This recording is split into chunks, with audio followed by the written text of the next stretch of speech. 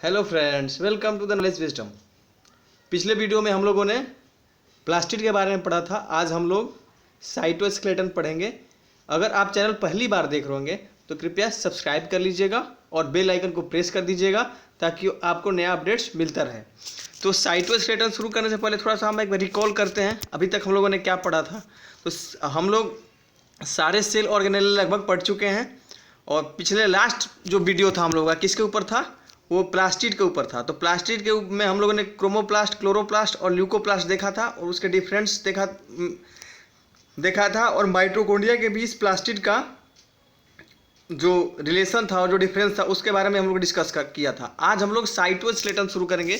तो साइटोस्केलेटन शुरू करते हैं। ओके गाइज, तो देखिए फ्रेंड्स, साइटोस्केलेटन जो होता है तो साइटोस्केलेटन दो वर्ड से बना हुआ है, साइटो प्लस स्केलेटन। तो जो साइटो वर्ड यूज होता है ना, बेसिकली जो साइटो वर्ड यूज होता है वो किसके लिए यूज होता है? बेसिकली साइटो वर्ड यूज होगा जब भी तो यूज होता है किसके लिए? सेल के लिए। ओके, तो साइटो वर्ड यूज होता है किसके लिए? सेल के लिए। और स्केलेटन जो भी होता है किसी भी चीज़ के स्ट्रक्चर्स के लिए, जैसे ह्यूमन स्केलेटन के बारे में ह्यूमन स्केलेटन का आप लोग नाम सुने होंगे। स्केलेटन का हिंदी मतलब क्या होता है? ढांचा होता है। ठीक उसी तरह साइटोस्केलेटन, इसका मतलब क्या हुआ कि जो सेल का ढांचा प्रोवाइड करता हो उसी। तो अब तो नाम से हमको एटलीस्ट इतना पता तो जरूर चल गया कि हम साइटोस्केलेटन में पढ़ने क्या वाले हैं। तो साइटोस्केलेटन में हम लोग वही पढ़ेंगे जो सेल का स्ट्रक्चर को प्रोवाइड करता हो, उसमें कौन कौन से कंपोनेंट्स होते हैं, उनके क्या क्या फंक्शन हैं, किस किस कंपोनेंट से वो बने होते हैं और कहाँ उनका योगदान होता है। तो cytoskeleton, cyto plus skeleton, cyto for cell और स्केलेटन फॉर स्ट्रक्चर। ओके, तो जो साइटोस्केलेटन होता है ना यूकैरियोटिक सेल में और प्रोकैरियोटिक सेल में और आर्कियन, ये तीनों में पाया जाता है, बट डिफरेंस होगा तीनों के लेवल पे। तो एक बात समझ लीजिए, जो साइटोप्लाज्म होगा, जो साइटोप्लाज्म के अंदर में प्रोटीनिशियस पार्ट होते हैं, जो मतलब कि साइटोस्केलेटन जो होंगे प्रोटीनिशियस ही होते हैं और वो एक बेसिकली ये तीन प्रकार के होते हैं: माइक्रोफिलामेंट, माइक्रोट्यूब्यूल और इंटरमीडिएट बॉडी। ओके, तो साइटोस्केलेटन के बारे में बोल क्या रहा है कि the cytoskeleton is a network of fibre. तो very important, network of fibre. तो फाइबर आप लोग समझ रहे होंगे, फाइबर ये मेरा हो गया। ओके, तो फाइबर्स का नेटवर्क होता है। ओके, कहाँ कहाँ होता है? यूकैरियोटिक सेल्स में भी होता है, प्रोकैरियोटिक सेल्स में भी होता है और आर्कियंस में भी होता है। एक्चुअली आर्कियन वर्ड्स जो यूज किया जाता है बेसिकली पर हम बताएंगे आपको आगे में। These fibers in the eukaryotic cells contain a complex mesh of protein। क्या बोल रहा है कि दिस जो फाइबर्स होता है यूकैरियोटिक सेल्स में, मेश ऑफ प्रोटीन। पहले वो हम लोग क्या देखें कि नेटवर्क ऑफ फाइबर जो होते हैं, वही नेटवर्क ऑफ फाइबर्स क्या बनाते हैं? Mesh of protein. और वही मेश ऑफ प्रोटीन जो होता है वो कैसे होते हैं? मेश ऑफ प्रोटीन जो होते हैं फिलामेंटस होते हैं, motor protein that help in cell movement. तो याद रखिएगा, सेल जहां भी मोटर आया, तो मोटर का मतलब क्या होता है? मूवमेंट। तो एक बात समझ लीजिए कि ये सेल के मूवमेंट में भी हेल्प करेंगे। जो साइटोस्केलेटन होंगे वो सेल के मूवमेंट में भी हेल्प करेंगे। ओके, उसके बाद से जब ह्यूमन बॉडी जैसा होता है, तो ह्यूमन बॉडी में जो ह्यूमन स्केलेटन है वो क्या करता है? बॉडी को शेप प्रोवाइड करता है, उसको सपोर्ट देता है। ठीक वैसे ही जब स्केलेटन ही है और ये साइटोस्केलेटन है, मतलब ये सारा काम इस सेल के लिए करेगा। तो ये क्या करेगा? ये शेप मतलब सेल को शेप प्रोवाइड करेगा, उसको सपोर्ट देगा, ऑर्गेनाइज करेगा, सेल ऑर्गेनेल को ट्रांसपोर्ट में मदद करता है, सेल डिवीजन में मदद करता है और सेल सिग्नलिंग। तो याद रखिएगा, सेल को सपोर्ट करेगा किस में? ऑर्गेनाइजेशन में, ऑर्गेनेलेज, ट्रांसपोर्ट, मॉलिक्यूल्स और ट्रांसपोर्ट में भी। इसके अलावा सेल का डिवीजन, सेल डिवीजन इसके बाद जब हम लोग चार्टर पढ़ेंगे सेल डिवीजन में पढ़ेंगे। तो सेल डिवीजन में एक्चुअली रिप्रोडक्शन बोल सकते हैं कि वे ऑफ रिप्रोडक्शन और वे ऑफ ग्रोथ। तो बहुत सारे ऑर्गेनिज्म ऐसे होते हैं जो डिवीजन के थ्रू या तो ग्रोथ भी दिखाते हैं और बहुत सारे क्या करते हैं? उसी के थ्रू रिप्रोड्यूस करते हैं। तो सेल डिवीजन का एक बहुत पूरा कंप्लीट चैप्टर पढ़ा हुआ है जिसको हम आगे पढ़ेंगे। और सेल सिग्नलिंग, तो हम लोगों ने क्या पढ़ा? ये सेल डिवीजन में हेल्प करता है, स्केलेटन प्रोवाइड करता है, सेल को शेप प्रोवाइड करता है, सेल सिग्नलिंग करता है। कौन? साइटोस्केलेटन। उसके बाद से इसका स्ट्रक्चर देखें तो बेसिकली तीन तरह का होता है। मैंने पहले भी आपको बताया, माइक्रोट्यूब्यूल, माइक्रोफिलामेंट और इंटरमीडिएट बॉडी। तो हम शुरू करते हैं माइक्रोफिलामेंट से। तो देखिए क्या है, माइक्रोफिलामेंट होता है, माइक्रोट्यूब्यूल्स होता है और इंटरमीडिएट फिलामेंट्स होता है। अब बारी बारी से हम डिस्कशन करेंगे तीनों के बारे, तीनों के स्ट्रक्चर्स के बारे में और फंक्शन के बारे में। उसके पहले देखिए यहाँ पे आप देख सकते हैं किसका, आप क्लियरली कर देखते हैं, ये इंटरमीडिएट बॉडी है, ये मेरा इंटरमीडिएट बॉडी है। जस्ट जाल की तरह दिख रहा है आप लोगों को, सेंटर में एक स्पेस दिखाई दे रहा होगा, बट ये रेटिकुलर स्ट्रक्चर है। मतलब रेटिकुलर किसके लिए यूज करते हैं, नेट, और ये सारे नेट किसके होते हैं, सारे प्रोटीन हैं। ओके, मेश ऑफ प्रोटीन बनाते हैं, फिलामेंटस होते हैं बेसिकली ये। और यहाँ पे हम आसानी से, ये मेरा क्या है, इंटरमीडिएट है, सॉरी इंटरमीडिएट फिलामेंट्स हैं। और यहाँ पे आप देख लेंगे ये मेरा माइक्रो बॉडीज है, सॉरी माइक्रो फिलामेंट, ये देख रहे होंगे आप, ये जो दिख रहा है हमको ये माइक्रो फिलामेंट है। ओके, ये माइक्रो फिलामेंट हो गया।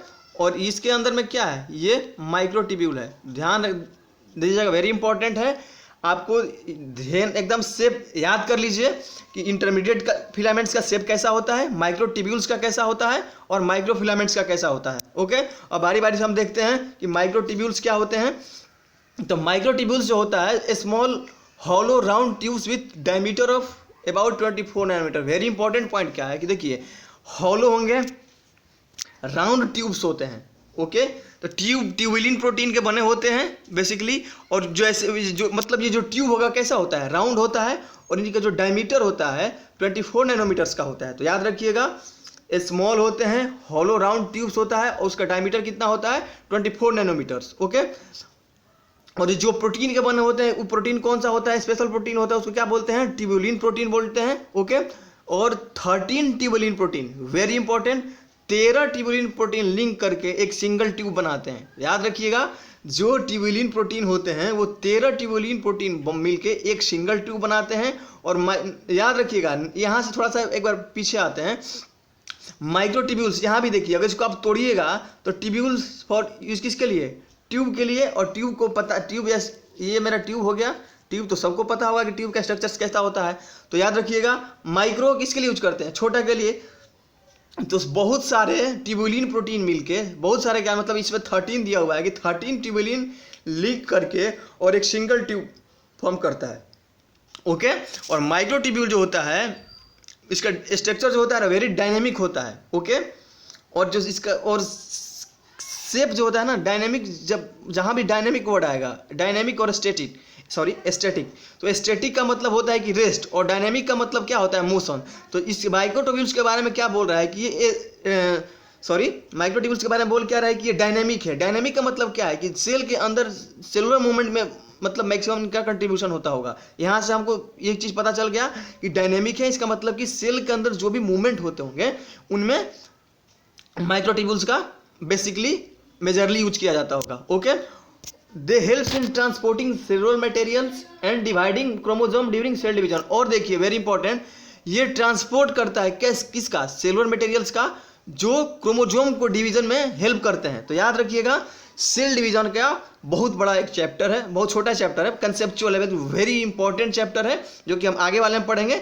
सेल डिवीजन बहुत सारे जो ऑर्गेनिज्म है, या तो ग्रोथ करते हैं या फिर कुछ सेल डिवीजन के थ्रू क्या करते हैं, रिप्रोड्यूस करते हैं। ओके, तो ये जो माइक्रोट्यूब्यूल्स होता है वो क्या करता है, ट्रांसपोर्ट करता है किसका, सेलुलर मटेरियल्स का, जो क्या करता है, क्रोमोसोम को क्रोमोसोम डिवीजन में हेल्प करता है। ओके, तभी आप इतना ही रखिए यार, क्रोमोसोम, अभी न्यूक्लियस जब हम पढ़ेंगे तो क्रोमोसोम के बारे में बहुत अच्छा से पढ़ेंगे। याद रखिए कि जो माइक्रोट्यूब्यूल्स होता है वो क्रोमोसोम के डिवीजन में हेल्प करता है। ओके, उसके बाद से देखते हैं माइक्रोफिलामेंट्स क्या है। तो माइक्रोफिलामेंट्स इसमें भी दो है, तो माइक्रो स्ट्रैंड पर स्मॉल फिलामेंटस स्ट्रक्चर्स होगा। तो माइक्रोफिलामेंट जो होता है ना, थ्रेड लाइक प्रोटीन होता है। याद रखिएगा, थ्रेड मतलब कि धागे के तरह का प्रोटीन है, प्रोटीन फाइबर्स है। ओके, और उसका डायमीटर कितना था, इसका डायमीटर 24 नैनोमीटर्स था, और 13 ट्यूबुलिन प्रोटीन्स मिलकर बना हुआ था एक ट्यूब। यहाँ पे जो इसका नैनोमीटर होता है, देख लीजिएगा, बहुत छोटा है, सॉरी इसका साइज बहुत छोटा है, 3 to 6 नैनोमीटर होता है इसका डायमीटर। और पार्टिकुलरली कहाँ पाया जाता है, मसल सेल्स में। तो वेरी इंपॉर्टेंट, माइक्रोफिलामेंट बेसिकली हमारे मसल्स कंट्रेक्शन में हेल्प करते हैं। और मसल सेल जो है वो मसल सेल मतलब मसल जो मेरा मूवमेंट करता है उसके कंट्रैक्शन में, उसके मूवमेंट में जो हेल्प करता है, वो हेल्प करने वाला अगर कोई प्रोटीन है तो एक्टिन और मायोसिन होता है, जो किसके अंतर्गत आता है, माइक्रोफिलामेंट्स के अंदर आता है। तो याद रखिएगा माइक्रोफिलामेंट मस्कुलर सेलुलर मूवमेंट्स मतलब कि स्केलेटल मसल्स या फिर जो मतलब सेलुलर मसल्स होते हैं हमारे बॉडी में, उसके हेल्प में कंट्रीब्यूट करता है। और ये बने होते हैं बेसिकली किसके, एक्टिन और मायोसिन के। और इसका जो साइज होता है थ्रेड लाइक होते हैं, कितना 3 to 6 नैनोमीटर होता है। देख यहाँ दे रखा है पार्टिकुलरली किस में, मसल सेल्स में पाया जाता है। और जो किसका कंस्टिट्यूट होता है, एक्टिन, जो मसल्स के कंट्रैक्शन के हेल्प करते हैं। These are also responsible for cellular movement including cytokinesis, contraction and gliding. Very important। तो ये तो हमको पता चल गया सेलुलर मूवमेंट्स क्या, सेल के मतलब कि सेल के अंदर मूवमेंट जो भी होगा सेल से रिलेटेड मूवमेंट उसको सेलुलर मूवमेंट बोलेंगे। और साइटोकाइनेसिस किसको बोलते हैं, जब सेल डिवीजन होता है तो सेल डिवीजन के लास्ट में जो साइटोप्लाज्म होता है ना, उसका जब डिवीजन होता है तो साइटोप्लाज्म के डिवीजन को साइटोकाइनेसिस बोलते हैं। ओके। और तो ये किसमें हेल्प करता है माइक्रोफिलामेंट्स, साइटोकाइनेसिस में, कंट्रैक्शन में और ग्लाइडिंग में। याद रखिएगा। तो माइक्रोट्यूब्यूल्स देख लिए हम लोगों ने, माइक्रोफिलामेंट्स देखा। अब इंटरमीडिएट फिलामेंट्स क्या होते हैं, the intermediate filaments are about 10 nanometre. वो 24 था, 13 ट्यूबुलिन प्रोटीन का बन के एक ट्यूब्यूल बनाया था। ये कौन, माइक्रोट्यूब्यूल्स। उसके बाद क्या आया, माइक्रोफिलामेंट आया। माइक्रोफिलामेंट 3 to 6 नैनोमीटर था। ये भी साइटोकाइनेसिस में हेल्प करता था सेल डिवीजन में और ग्लाइडिंग में। उसका माइक्रोफिलामेंट्स का मेन काम क्या था, मसल कंट्रैक्शन में हेल्प करता था। अब मेरा क्या बच गया है, इंटरमीडिएट फिलामेंट्स। ओके। तो इसका साइज कितना होता है, 10 नैनोमीटर। और 1 नैनोमीटर इक्वल टू कितना होता है, 10⁻⁹ मीटर। तो याद रखिएगा जो इंटरमीडिएट फिलामेंट्स होता है, ओके, उसका डायमीटर कितना होता है, 10 नैनोमीटर होता है। और ये टेंसाइल स्ट्रेंथ प्रोवाइड करता है किसको, सेल को। Very important. तो ये आपसे पूछा जा सकता है कि who provide the tensile strength to the cell. तो इसका आंसर क्या हो जाएगा, intermediate filaments provides tensile strength to the cell. अब they facilitate the information of keratins and neurofilaments. Very important. इसके अलावा टेंसाइल स्ट्रेंथ तो प्रोवाइड करते ही हैं, इसके अलावा इनका क्या काम है कि फैसिलिटेट करते हैं क्या, किसके फॉर्मेशन को, केराटिन्स के और न्यूरोफिलामेंट्स के। ओके। उसके बाद क्या बोल रहा है कि the cytoskeleton is also made up of certain motor proteins. Okay. तो साइटोस्केलेटन जो होता है, ओके, मोटर प्रोटीन। तो मोटर याद रखिएगा, मोटर स्ट्रेंथ, जब भी मोटर वर्ड आएगा मतलब कहीं ना कहीं से इसका मूवमेंट से रिलेटेड होगा। ओके। तो साइटोस्केलेटन कुछ मोटर प्रोटीन्स के भी बने होते हैं। और इस मोटर प्रोटीन में कौन कौन सा होता है उसको देखेंगे। इसके पहले थोड़ा सा एक बार हम इसका स्ट्रक्चर रिकॉल करते हैं। इंटरमीडिएट फिलामेंट्स देख रहे होंगे आप लोग भी, यहाँ पे इसका डायमीटर कितना होता है। तो ये एक अगर ट्यूब्यूल, यहाँ पे बहुत सारे ट्यूब्यूल आपको दिख रहा होगा, तो ये एक जो ट्यूब्यूल होगा इसके डायमीटर के बारे में बोला जा रहा है कि एक डायमीटर का जो होगा वो कितना होगा, 10 नैनोमीटर होगा। ओके। और प्रोटोफिलामेंट, और इसके जो कंपोनेंट्स होते हैं उसको प्रोटोफिलामेंट्स बोलते हैं। तो बहुत सारे प्रोटोफिलामेंट्स मिलके एक इंटरमीडिएट फिलामेंट्स का फॉर्मेशन करते हैं। और इनका जो डायमीटर होता है वो कितना होता है, तो 8 to 10 इनका डायमीटर होता है। तो याद रखिएगा। अभी एक मोटर प्रोटीन के बारे में बोल रहा था। तो जो मोटर जो प्रोटीन्स हैं, ओके, जो मोटर प्रोटीन्स है उसको हम देखते हैं। तो मोटर प्रोटीन में कौन कौन से, काइनेसिन है, उसके बाद से क्या है, डायनिन्स है, काइनिन्स, डायनिन्स और मायोसिन्स। 3 मोटर प्रोटीन्स में आते हैं, काइनेसिन, डायनेसिन और मायोसिन। तो देखते हैं फिर काइनेसिन के बारे में क्या बोला है कि the protein move along microtubule carrying the cellular components, they pull the organelles along the cellular membrane. Kinesin, ये तो हमको पता है कि मूवमेंट से इनका रिलेशन है, मोटर यूज फॉर मूवमेंट। तो ये जो प्रोटीन होते हैं किसके साथ मूव करते हैं, माइक्रोट्यूब्यूल के अलोंग मूव करते हैं। ओके। और क्या कैरिंग करते हैं, जो माइक्रोट्यूब्यूल सेलुलर कंपोनेंट कैरी करते हैं उन्हीं के अलोंग क्या करते हैं, मूव करते हैं। और ये पुल करते हैं किसको, ऑर्गेनेलेज को, किसके अलोंग, सेल मेम्ब्रेन के अलोंग। तो याद रखिएगा इनका जब भी फंक्शन होगा किसके साथ होगा, माइक्रोट्यूब्यूल्स के साथ होगा, और इनका काम क्या होता है, पूलिंग होता है। और किसको पूल करते हैं, सेल और ऑर्गेनेल्स के सेल मेम्ब्रेन को। फिर से डायनेसिन है, इनका भी काम क्या है, पूलिंग ही है ये भी, लेकिन ये न्यूक्लियस की तरफ पूल करते हैं। वेरी इंपॉर्टेंट, यहाँ पे ध्यान रखना होगा कि पूलिंग का काम तो ये भी करते हैं, लेकिन ये किसके तरफ पूल करते हैं, न्यूक्लियस की तरफ। और जो काइनेसिन होते हैं ये किसके तरफ पूल करते हैं, ये पूल करते हैं सेल मेम्ब्रेन की तरफ। ये सारा प्रोटीन्स का डिटेल्स अगर पढ़ना होगा तो हम लोग कहाँ पे पढ़ेंगे, सेल डिवीजन में। ओके, और आप स्ट्रक्चर्स देखिए किसका, माइक्रोट्यूब्यूल्स के अंदर। ये क्या बोला था कि इसी के साथ क्या करते हैं, इसी के लॉन्ग मूव करते हैं कौन, काइनेसिन, और सेल मेम्ब्रेन को क्या करते हैं, पूल करते हैं। तो आप देखिएगा ये मेरा क्या है, माइक्रोट्यूब्यूल है, और माइक्रोट्यूब्यूल्स का दो एंड है, एक माइनस है और एक प्लस है। तो इसके साथ आप देख रहे होंगे कि यहाँ पे आपको काइनेसिन प्रोटीन दिख रहा होगा, और ये काइनेसिन प्रोटीन क्या करता है, इसका काम क्या है, पूलिंग है। किसको पुल करता है, सेल मेम्ब्रेन को, सेल मेम्ब्रेन की तरफ पुल करता है। और देख आप क्लियर कट देख सकते हैं कि किसके साथ लगा हुआ है, तो ये माइक्रोट्यूब्यूल के साथ लगा हुआ है, और ये माइक्रोट्यूब्यूल के साथ लग के क्या करता है, पूलिंग का काम करता है। ओके, और डायनिन भी है, ये भी क्या करता है, ये भी पूलिंग का काम ही करता है। और ये भी देख रहे हैं आप, ये भी माइक्रोट्यूब्यूल्स के साथ ही लगा हुआ है। ओके, तो ये भी माइक्रोट्यूब्यूल के साथ डायनिन और काइनेसिन दोनों लगे हुए हैं, एक न्यूक्लियस की तरफ खींचता है और एक सेल मेम्ब्रेन की तरफ खींचता है। ओके, उसके बाद से मायोसिन। तो मायोसिन बेसिकली किसका पार्ट होता है, माइक्रोफिलामेंट्स का। एक्टिन और मायोसिन दो प्रोटीन होते हैं, और इनका बेसिक्स जो मेन काम होता है वो मसल्स कंट्रैक्शन में इनका बहुत बड़ा योगदान होता है।